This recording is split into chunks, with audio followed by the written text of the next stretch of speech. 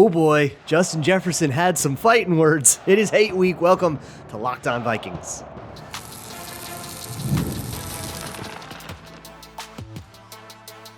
You are Locked On Vikings, your daily Minnesota Vikings podcast, part of the Locked On Podcast Network, your team every day.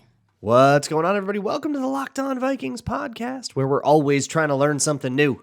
It's part of the Locked On Podcast Network, your team every day. Thank you so much for making Locked On Vikings your first listen of the day, each and every day. I appreciate my hashtag everydayers so very much. You can find this show wherever you find your favorite podcast. So if you are new, this uploads Monday through Friday. Anywhere you find your favorite shows, just search it out. You can also find the show on YouTube or Amazon Fire and Roku. If you're interested in a video version, you can download the Locked On Minnesota Sports app. Today's episode is brought to you by FanDuel. Place your first $5 bet and you'll get started with $200 in bonus bets guaranteed. Visit FanDuel.com to get started. Today on the show, we've got so much to go over. We have the Zoever under. We've got your bold predictions as well, but I'm going to start out with a little strategic thing. So one of the things that we didn't get into a ton with Peter yesterday on the crossover, which if you want a more comprehensive breakdown, we hit a lot of the big topics. You can go listen to Crossover Thursday, but we didn't talk a lot about the Justin Jefferson, Jaire Alexander thing. And one of the big storylines of last week's game with the Texans was how much Houston was going to trust Derek Stingley, their number one corner, against Justin Jefferson. Was he going to shadow? Were they going to give him help and all that stuff? And it turned out that they didn't give enough help, and he ended up open a lot. And they didn't have him man cover a lot. They tried to zone things off, and it didn't work. So I looked into the Packers defense. I want to know what they're going to do here. But they haven't really faced a team with a true blue number one yet. They had DeAndre Hopkins on the Titans, but that's a different offense. They had the Eagles, but they have A.J. Brown and Devonta Smith, so you can't exactly super prioritize one. And maybe you can't with the Vikings either, because Jordan Addison, by the way, he said he's going to play. So maybe you can't do that with Justin Jefferson anyways. But here's what we've seen so far from this Jeff Hafley defense. We have seen a lot of cover six is the thing that jumped out to me. That's quarters on one side and then cover two on the other. Get it? 2 and 4. So we've seen a lot of cover six, and other than that, a fairly standard distribution. They're willing to go true middle of field open too high, but they don't really live in it. They'll live, if they're going to split the field, they like to be in cover six the most, or they're just going to go with cover three, or they're just going to man up. So that means that it's very often that you're going to have 3 defenders in the back in the deep part, and it's just a matter of how they're splitting it. And if it's a split field, open coverage or a closed coverage, which is something that Sam Darnold can read, and you might have concepts that read against that. But that's the coverage shells that you get. So how do you attack cover six? There's a lot of 6 beaters, but really you've got 2 beaters and you have 4 beaters. So you have a concept that's really good against cover 2, but that might not be great against quarters, like sending 2 verticals, right? That might not be great against quarters. You got 2 zones that are going to run with it. But if you do that against cover 2, you might be able to cut that defender in half. So if you just run 4 verts, then you'll have, if you think you're going to get a lot of cover 6, if you run 4 verts and you get cover 6, well, one of those sides is going to be the half side. And if you can identify that, you can get that guy in conflict, aka cut him in half, and then you can throw to the vertical that he's not playing as well. So you can try that kind of stuff, but the Packers are top 5 in the league in too high rate. They love to be too high. And that means that you can run. But here's the thing. The Packers have had a really good, successful run defense against, Jonathan Taylor and the Colts and the Titans, who've had a good run game for about, 25 years. They have had success. I know no Derrick Henry anymore with the Titans, but they have had success, and against the Eagles, who are famously a good run game too. So they've had success defending the run statistically, but I still think look, if you're going to live in too high, I want to run duo. I actually just published a Patreon piece. If you go to patreon.com/LukeBraunNFL on just how much the Vikings kicked booty with duo. Oh my goodness, we're foots meeting asses. So you can check that over at Patreon. BetterHelp.com/Luke Braun NFL. But that's one thing. So how does Justin Jefferson get handled is going to be such an interesting question. I don't know where the Packers want to live here. If they want to live in 3, middle of field closed, you're going to ask your corners to do a lot more on Justin Jefferson. Maybe you super trust Jaire Alexander to do that or whatever's left of him. But I kind of feel like you're going to see a little more 6, especially on these McVay things. 6 can be very helpful because you can essentially triple Justin Jefferson out of 6. You can basically this is the Fangio style move. So it'd be a very Joe Barry move. And I'm sure if any Packers fans are listening to this, a shiver just went down their spine. But not in the same, there's actually a couple of similarities so far. Because they don't blitz a lot either. Like they are... This is one of the most interesting things just on looking at this like statistical charting breakdown. They have one of the highest pressure differentials when they do or don't blitz in the league. It's the 5th highest. There is a 20% different in pressure rate when they blitz versus when they don't. So they're a lot better at generating pressure when they blitz. And you might think that that's like a duh moment, but there's actually a few teams that get worse at generating pressure when they blitz, probably because they don't cover well behind it. Dolphins, Steelers, and the Commanders.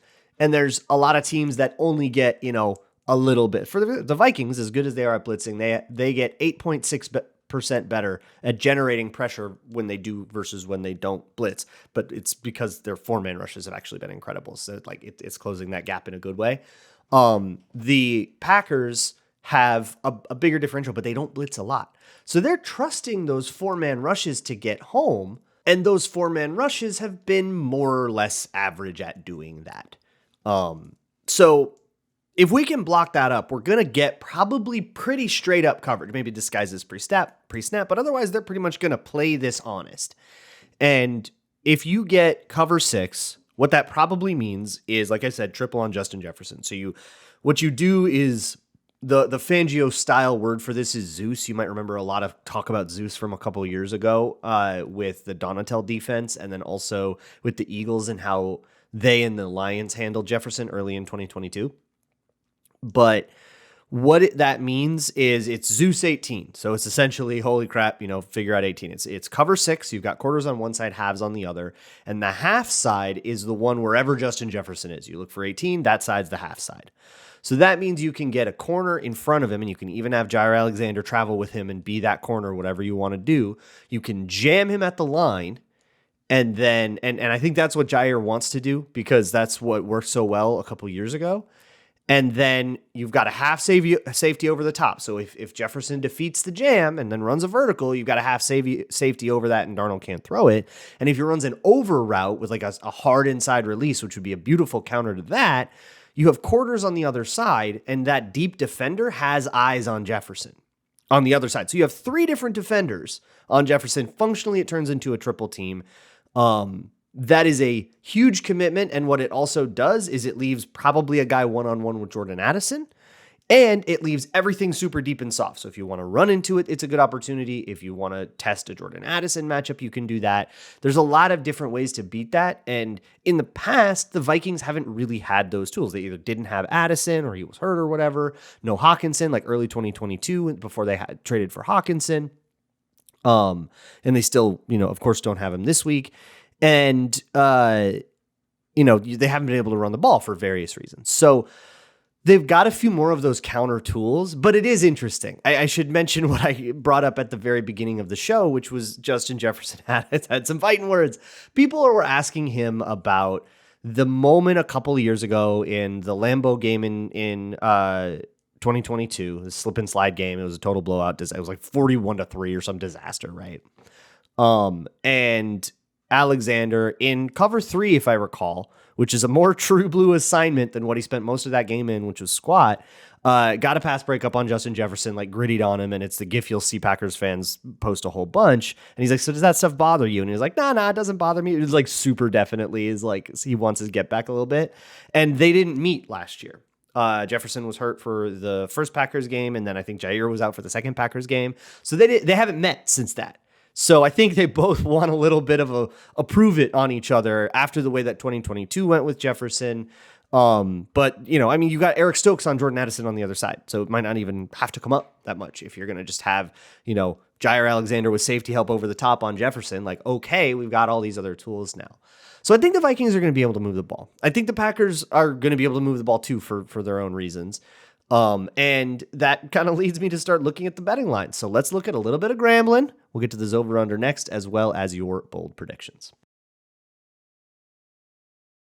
Today's Locked On Vikings episode is brought to you by Robinhood. With Robinhood Gold, you don't need a silver spoon to eat up the financial favors of the 1%. Robinhood Gold allows others to get the rates and perks usually reserved for the high society.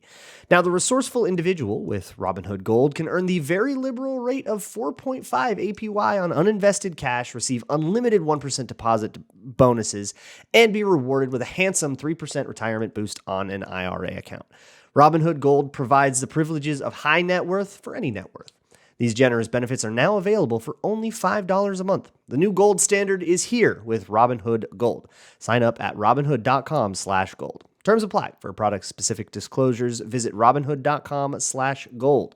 Investing involves risk. Rate may change. Gold membership is offered by Robinhood Gold, LLC. Today's episode is also brought to you by PrizePicks, my favorite way to play daily fantasy football. Honestly, my only favorite way to play any kind of fantasy football. PrizePicks has been so much fun for me lately. I just did great on a play with 3 different Giants more thans, and the Caleb Williams thing that they've been doing all September still lasts through the end of the month, so you still get it for this week. 1 Caleb Williams passing yard gets you 1 win on PrizePicks for every week in September. So whatever you do, if you have 3 plays that you really feel good about, throw the Caleb Williams thing in there, and now it's a 4-play. It's a 4-play entry. It's beautiful. It totally warps the math. It is a completely broken and abusable thing. I have no idea why PrizePicks is still allowing us to do it, but here we are. I guess we're just doing that. So download the PrizePicks app today and use code LOCKEDONNFL. You can get $50 instantly when you play $5. That's code LOCKEDONNFL on PrizePicks to get $50 instantly when you play $5. You don't even need to win to receive the $50 bonus. It's guaranteed. PrizePicks, run your game. Thanks a million for making Locked On Vikings your first listen of the day. When you're done here, I would love it if you checked out patreon.com/LukeBraunNFL. I did a breakdown on Duo, like I talked about before, and I did a breakdown of Jonathan Grenard and the weird tight end stuff that kept happening. Or if you maybe saw his mic'd up or his the field access, any other like content the Vikings have been putting out. There's been a lot of why did they keep putting a rookie tight end on him? I tried to answer that question, so go check that out. So now, without further ado, it is time for the Zoever Under.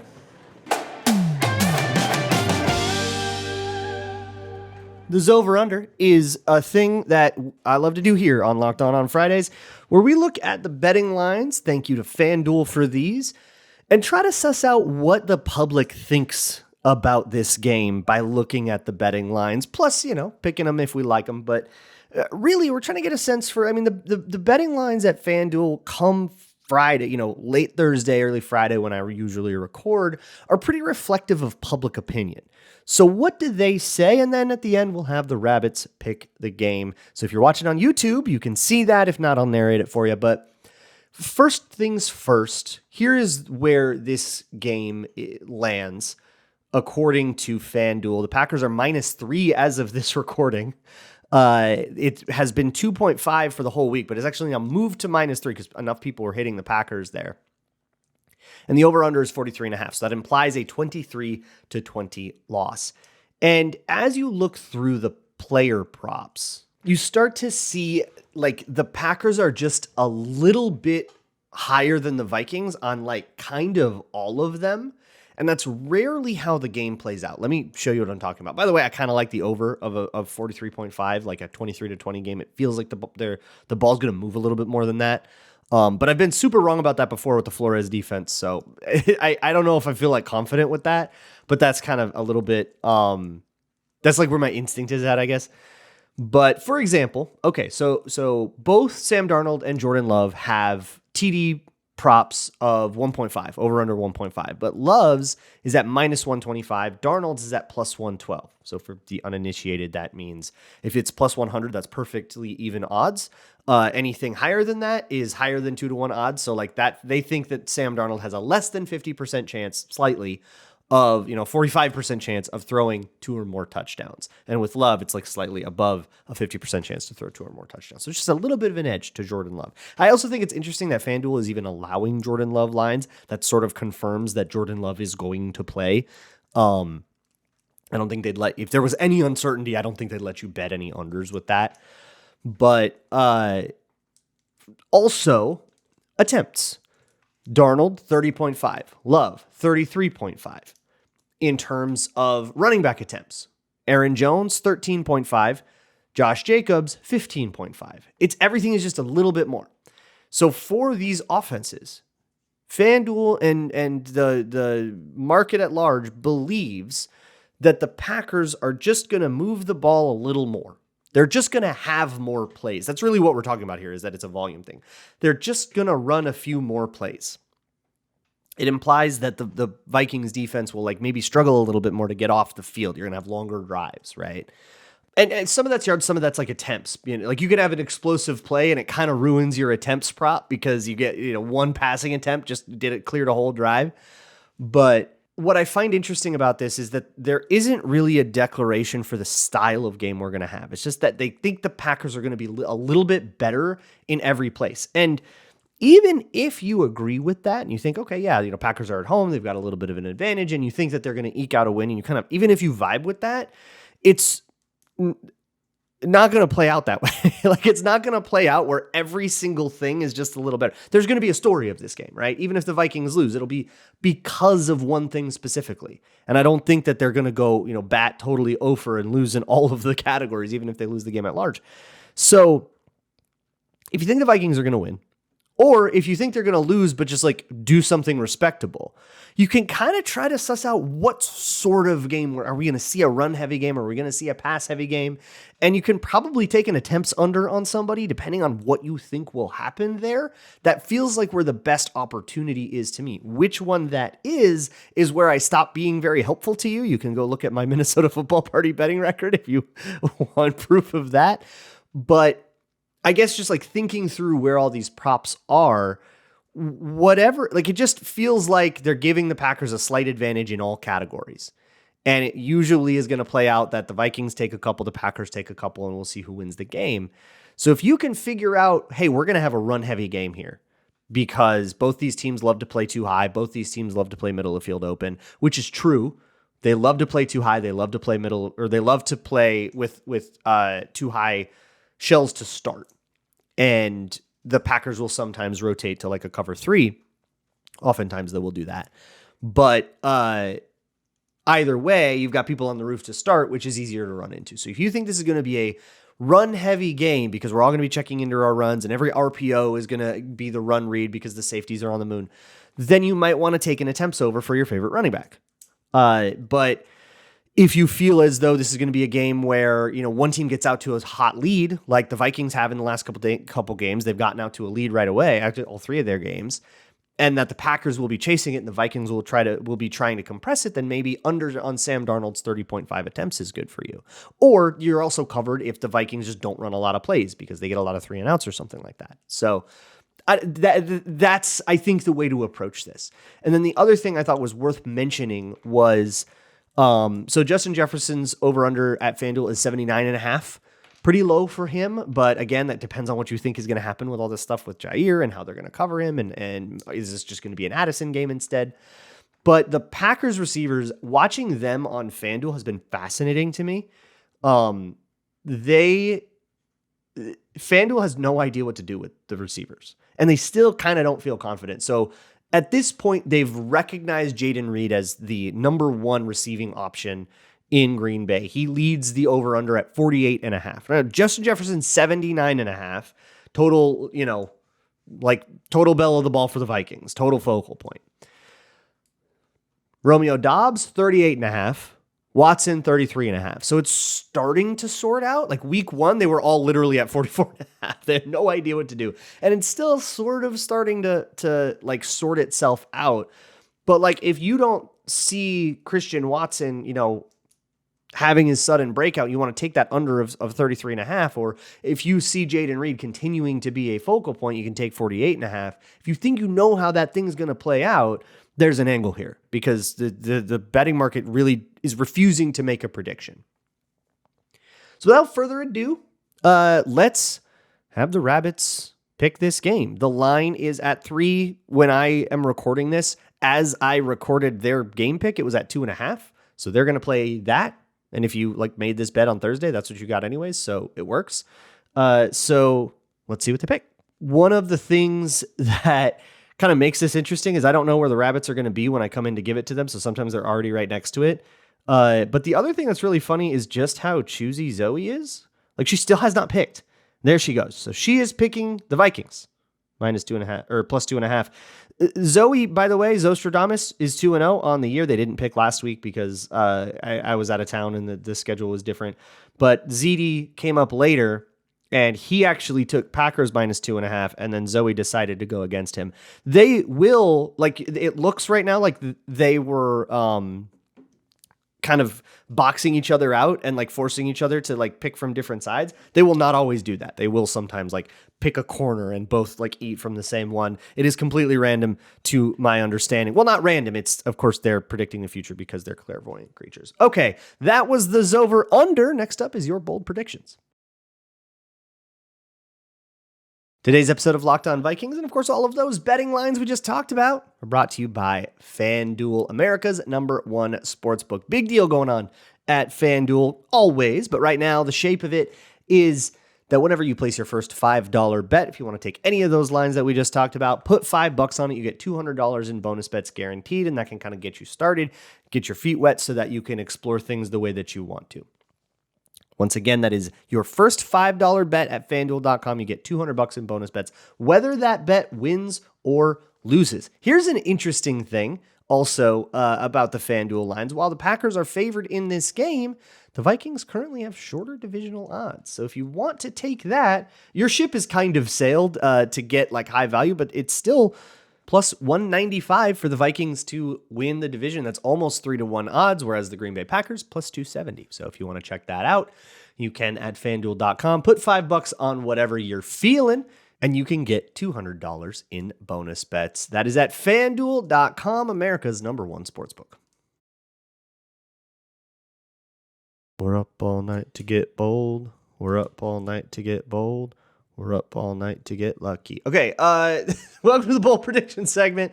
This is the weirdest part of the week on Locked On Vikings, as it is meant to be. This is where I take your craziest, zaniest predictions. I read a couple of my favorites out on the show, and if you're right, I get punished. I've already got one punishment coming down the line. I said I would do that on the bye. Thinking about it, I should probably wait till the end of the season in case other ones hit, because it might change what I do. But right now I'm planning to eat a lot of eggs. And let's see if you can make me do something worse than that. So let's look into the bold predictions from last week. I was on the road, so I couldn't track these during the game. I had to kind of look back at them later.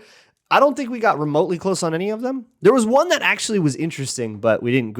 It only kind of hit half of it. But we'll get to it. Scoliosis said had a parlay of Shaq Griffin getting a pick on Diggs, Harrison Smith forcing a Cam Akers fumble, and Reichard hitting a 55-yard field goal. I think it was all about jersey numbers and revenge games, 22 versus 22, 1 versus 1, etc. So, of course, we didn't get the Griffin pick. We didn't get any Cam Akers fumbling. I think if we had, I probably would have given you the Will Reichard field goal, because 58, I would have just treated that like an over-under, which we will do later in the bold prediction segment for one that somebody said. We'll do that kind of thing sometimes, because an exact specific number is so impossibly hard to predict that it almost takes the fun out of it. FS Dewar said that Stephon Diggs would lead both teams in targets, but not record a catch. I do believe he led or tied for the lead with both teams in coverage, but he, of course, recorded many catches as well. Greg Denzer said that both Vikings on the roster with the last name Jackson would score a touchdown, Tristan and Theo. I think Tristan did dress for this one, if I recall. Theo definitely did. He got in the game. He almost got an interception on the goal line on 4th and goal at the very end. He almost picked off Davis Mills, but no touchdowns. Ethan said that the Twins and Astros would score more points combined on that Sunday than the Vikings and Texans do. I'm not looking up the Twins game. I don't want to associate myself with the Twins at all right now. They seem a little radioactive, but I know they didn't put up 40 runs in that game, so I would have heard about that. So I'm not going to bother, but the last one came from 1991 Ford Tempo enthusiast who said that the Vikings would lead by a score of 5-0 at some point during the game, but they got up 7-0 right away. So moving on to these Packer week bold predictions. A literal duck says that there's a duck in my mentions making bold predictions. Says that Aaron Jones, celebrating his homecoming, will have a 33-yard rush and a 33-yard reception on exactly 33 touches. So this is one where I'm going to treat it as an over-under. If he gets more than 33 touches, I'll get that. And then a 33-yard rush and a 33-yard reception. I'm a little bit tempted to over-under, but I feel like it kind of takes the fun out of your deal where it's like two explosive plays that are just random because you're doing a jersey number thing. So I'll leave those two exact, but I'll make the touches don't need to be exactly 33 because that's such a ridiculous number to hit. If you get all the way to 34, like I still kind of want to give it to you. Kleiny Emmy says that Sam Darnold will have a meltdown play that results in a Vikings touchdown. I almost included this one just because it's kind of fun to like argue about it after if something like this happens. So let me lay out my parameters in the outset so you don't think that I'm just like hindsight goalpost moving to like not have to do a thing. Here's what I'm thinking. My deal with these like super ambiguous ones is we'll figure it out and I'll like vibe it and see if it works for me. But what I'm looking for is I'm not looking for like a crazy improv thing. I'm not looking for he threw across his body to a wide open guy on a scramble drill. That's kind of dangerous, but he had it, right?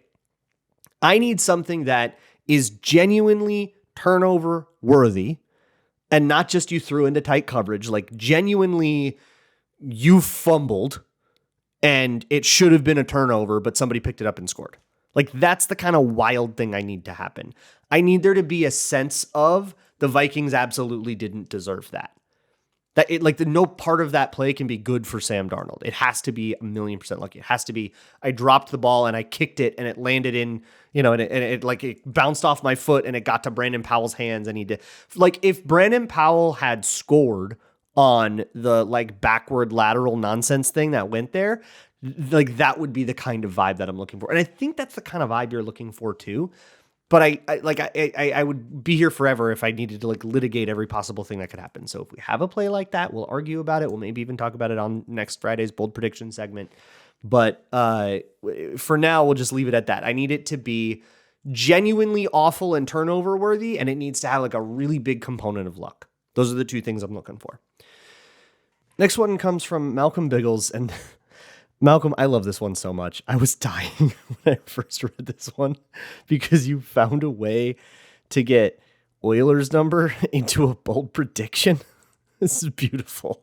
He said that Love would play and get 50 plays on offense, which is an L in Roman numerals, 50.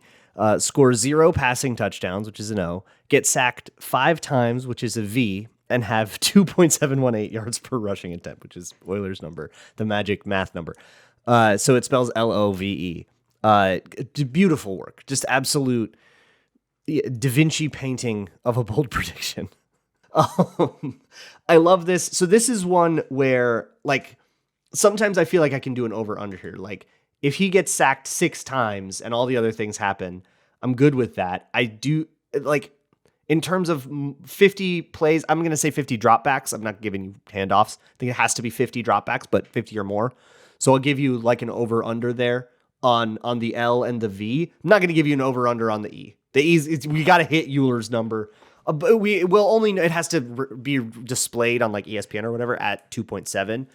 Obviously, we're not going to be able to get that exact of a decimal. But if it rounds to 2.7, then we go there. And obviously, the passing touchdowns is easy. God, I adore that one.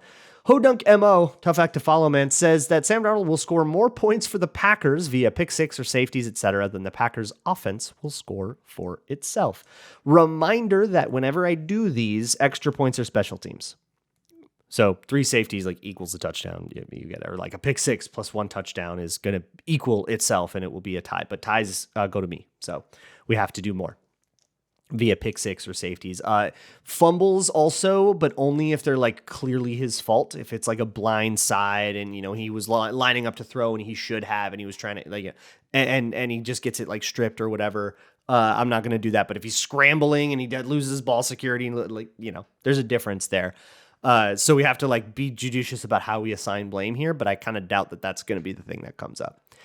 Midwest Hopes says that every player from Wisconsin or Minnesota, college or high school, will score in this game. So, okay, you guys are going to have to help me out with who all these people are. The only ones I know about are Andrew Van Ginkel, who is from Minnesota, Blake Cashman, Eden Prairie, and CJ Ham, who went to college in Augustana. I think he's from proper Minnesota too, but those are the three that I know about. I looked at the Packers roster and the Vikings roster. I got birthplaces and didn't add anybody to that. And then there's no additional college. I don't think there's any additional Gophers and of course Cashman also a Golden Gopher. So I don't think there's anybody else there, but yeah, that's all I know about. But if I forgot any, please let me know and I'll add them to the list. So you guys are going to have to help me out there. And then the last one comes from Sam Root, who says, the Packers-Vikings rivalry is currently 66-58-3 in favor of Green Bay. On Sunday, the Packers will suffer at least 66 sack yards, commit 58 yards of penalties at least, and turn the ball over at least 3 times. Good job making this an over-under instead of trying to get an exact thing, because I would have done that anyways, and I absolutely love how absolutely unhinged that is. 66 sack yards feels like the toughest one here because the yards of penalties can be super warped by like a long DPI. So you get a long DPI, you can kind of get there. But 66 sack yards is really, really, really tough to do, especially with 3 turnovers. But hey, you could get a 20-yard sack fumble that, kind of clears a good chunk of both of those. I will talk to you all on the other side of this one. No matter what happens, we'll talk about it on Sunday on the postcast right after the game. You can find that on Locked On Minnesota Sports. Audio will come up on this feed as well if you're just an audio listener. And then shows next week, as always. I'll see you all next week. And as always, Skull.